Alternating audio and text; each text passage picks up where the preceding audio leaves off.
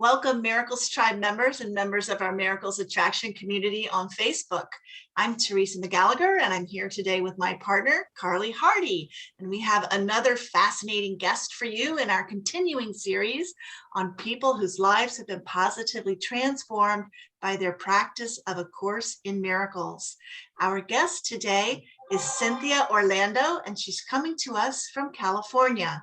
Carly will tell you a little bit about her. Thank you, Teresa, and thank you, Cynthia, for joining us today. Yes, from the West Coast this time. And a little bit of an introduction about Cynthia. She's 59 years old and was born into an Italian family in San Francisco, but she was raised in Italy for the first 7 years of her life. And she experienced sexual abuse from her father and walked most of her earthly life in great pain because of this abuse. And it was due, she realized, to the story she was telling herself over and over and over again in her mind about who she thought she was because of what had went on. She began a search for love, but she believed she was unloved and unworthy and not enough. And so that didn't go real well. And I will turn it over to you at this time, Cynthia. We would love to hear at what point you found A Course in Miracles, how you found it, and how your life began to change after that. Thank you, Carly. Thank you. Thank you both for inviting me here on this interview. I really am honored. Um, where could I begin? Well, as you said, I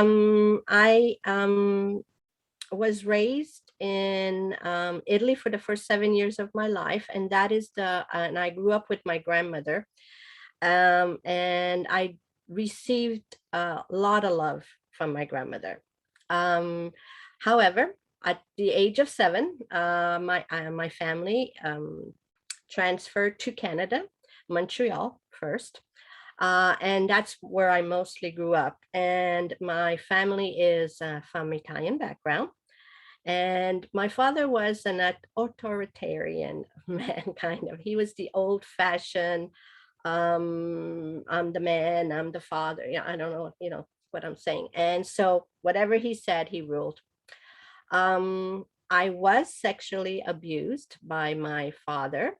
And I did walk around with a big cloud. I remember my life really serious, feeling this heavy, I'm gonna say cloud, because it was so heavy, dark, and I've always felt like there was something heavy on my shoulder, and I wasn't free. I wasn't light at all. I was just so heavy and sad and depressed and in pain and suffering most of my life.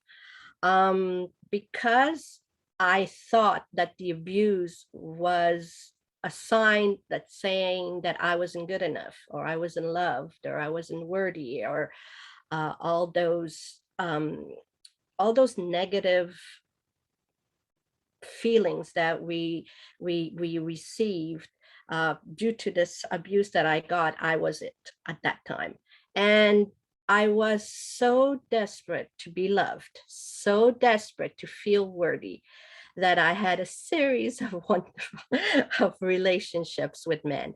And I went from man to man to man to man to man looking for love. Obviously, I didn't find love because love is not outside of you, but I did not know that at the time. Okay. So I was always trying to find someone to love me, someone to say, you're okay, you're worthy, you're enough. And I thought that if I found this, then I'd be okay, I'd be whole, I'd be fine. I'd finally find the love that I was so much searching for.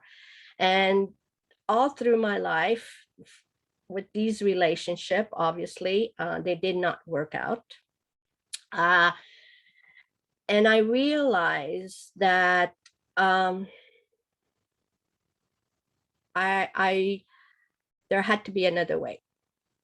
There had to be another way. I remember the day that I was in Italy at the time. I My life goes back and forth. But so, and I was in Italy at the time. I was in my 40s, maybe. Yeah, in my 40s. And I had met someone online. This is how desperate I was, okay, for love. I found someone online, and out of the blue, he invited me to go and visit him. I was in northern Italy. He was in the southern part of Italy, and I did. I did without knowing him, without anything. Okay, this is how desperate my mind was to search for love.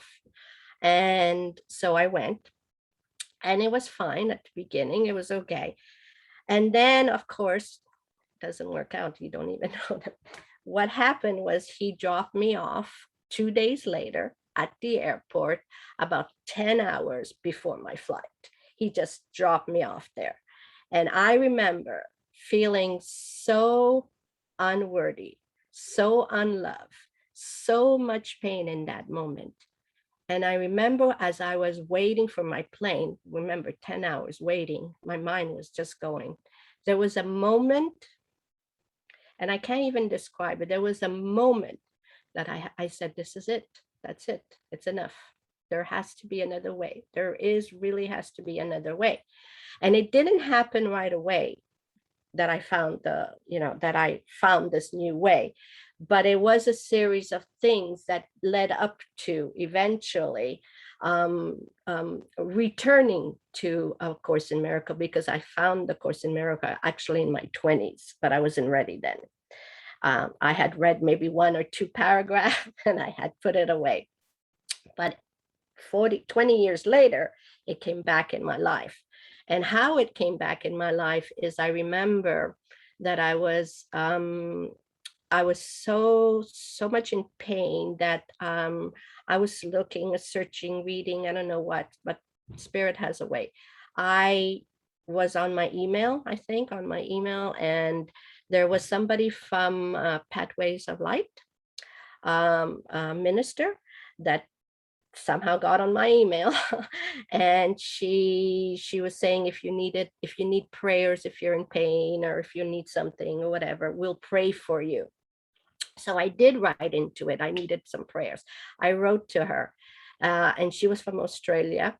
And she wrote back, and she offered to pay for me all the courses of A Course in Miracle and their pathway for the practitioner courses. She completely paid them all for me. She began paying, and then others offered. But that's how I really got into the Course in Miracle, is through this through the Pathways of Light. So thank you, Pathways of Light, if you're out there listening. I appreciate it, everything. I really do believe that once you've decided something, once you've decided that there is another way, and that's the key, it's a decision in your mind. I believe it is a decision in your mind. And once that decision is made, then the Holy Spirit will bring you everything that you need for you to wake up. And that's the whole purpose of A Course in Miracle, is to wake up to yourself, right? So how did the course influence me? In many ways, through these course lessons that I took with the Pathway of Life. You have a facilitator. So once a week you get together with the facilitator, and we do the lessons, the courses, not the lessons in the book, but they ask basically their question and answer, to reflect, meditate. It starts to begin to awaken your awareness. So, and once your awareness is awake, then you kind of realize a lot of things. so the process of all doing this woke me up to realizing that I really had a choice, that I always thought I never had a choice, that somehow I'm doomed and life is against me and whatever. But now I realize that through those courses, that you have a choice, and the free will is really a choice in whether you want to listen to your higher self. I call it higher self, Holy Spirit, yourself, your true nature, whatever, or the conditioned mind, our ego mind, our worldly mind, what we're taught. And that's the choice. And I realized I had that choice. I realized through the meditation that I was not the thoughts that I thought I was. I was not, that I was just telling myself a story, that I was, yes, the abuse, whoever's out there and whoever is listening to me, I'm not I'm not advocating not to deny that it happened. It did happen at that moment. And that's the key, at that moment. After that, it is our mind that continuously tells us who we are because we define ourselves by that story. We tell ourselves a story. We tell ourselves we're not worthy enough because of that, or we're not good enough because of that, or we're not loved because of that, or whatever. We're not, it's all a story. And the suffering is not because of what happened. It might have felt bad at that moment, but the suffering, I realized anyways, comes mostly because of how we're attacking ourselves. It's our attack talks about ourselves, and that's what the course taught me. It's attacking who we are. We're misperceiving ourselves, and that I realized through doing all those lessons with Pathways of Life, and then continuing on with the book and doing the actual lessons in the book. Um, it it um, it woke me up to my mind. It woke me up to what was the content of my mind, and realizing that the only person that was hurting me was, it was my mind. It was myself. I was attacking myself. And so I worked on that. It took it's 10 years that I'm with the course. I won't say that it takes that it's easy. The holy instant didn't come to me like that. It's a process for me. It was a process for me. The realization happened like that. The realization that I am not the thoughts that I think, that happened. And I don't think you could make it happen. It just happens. You just have to join with the Holy Spirit, as the course says. And joining by the Holy Spirit just means be quiet, be silent. Let's try to listen to the voice underneath that big chaos of attack thoughts. Go underneath them and just let them pass through. They're like clouds, is what I say. They just come and they go. And I learned that through also, I have to do mention that for a while, I abandoned the course because I was inspired to follow Muji. And through Muji is also where I learned a lot about awareness and being in awareness. And he helped me establish or abide in awareness. And then I returned to the course with a totally different understanding of who we are. And yeah, so I don't, I don't know what else. So I say that the course for me, how it helped me, is to come to the realization that we are not the thoughts that we think. We're not the story that we tell ourselves. We are not defined by our past, by what we think we are, what other things we are, what other people might have done to us or not done to us. Also, what the course has helped me is to do the forgiveness process. And I really do believe that the forgiveness process is a very important process in order for you to feel free and in yourself, present. Um, I really never had hatred for my father. That I knew. For some reason in my life, I knew how to love people, and I knew how to forgive people. It was easily and automatic for me. What I didn't know was to love me and forgive me. So so the course helped me to forgive myself, to forgive the thoughts that I was thinking in my mind, to realize that those thoughts are not who I am.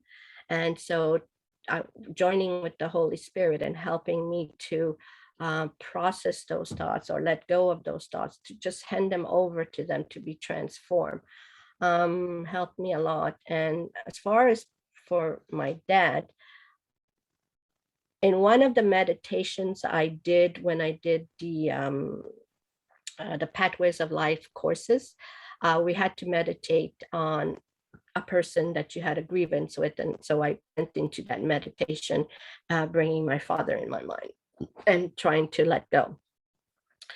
And I realized there was a realization that only hurt people can hurt people.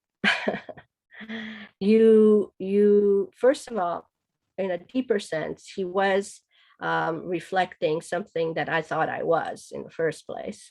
Okay, so my thoughts were a reflection of who I thought I was, and he was just a person in my life that brought that to me. But in another level, you realize that people can only do the best they can with whatever awareness they have. And if you attack yourself, whether it's through word, whatever form it takes, if you attack yourself, then it's normal, quote, normal to attack others because you haven't forgiven yourself. And I realized that my father is only me. We're the same. It was just a lack of love. And like the course says, it's love or a call for love. And what he did was a call for love. Now, I'm not justifying it, but it was a call for love. I'm not saying that was the right way, no, but it was a call for love. And what can you do when it's a call for love other than to forgive and understand and join and go back to God? And so that helped me a lot. To do that. The course helped me to release all the grievances I had with my dad, and later with my mom and all sorts. There's so much to say. I don't know where to begin.